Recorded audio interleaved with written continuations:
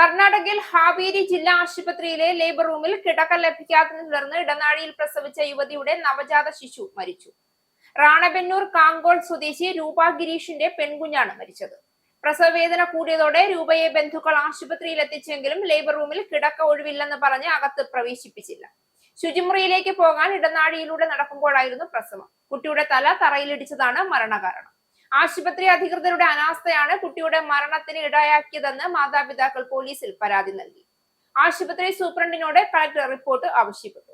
കടുത്ത പ്രസവ വേദനയിലെത്തിയ രൂപയ്ക്ക് ബെഡ് നൽകിയില്ല എന്ന് മാത്രമല്ല, നിലത്തിരിക്കാൻ നിർബന്ധിച്ചെന്നും കുടുംബം ആരോപിച്ചു.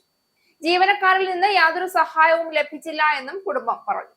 കുടുംബം പരാതി നൽകിയിട്ടുണ്ട്. അതേസമയം അവഗണന ഉണ്ടായില്ലെന്നും അന്വേഷണം നടക്കുകയാണെന്നും ജില്ലാ ആശുപത്രി സർജൻ ഡോക്ടർ PR ഹവാനൂർ പറഞ്ഞു. തിങ്കളാഴ്ച മുതൽ കുഞ്ഞിന് അനക്കമില്ലായിരുന്നെന്നാണ് അവരുടെ പരാതി. പ്രസവത്തിന് മുൻപ് തന്നെ കുട്ടി മരിച്ചിരുന്നോ എന്ന് സംശയിക്കുന്നുണ്ടെന്നുമാണ് ആശുപത്രി അധികൃതരുടെ വിശദീകരണം.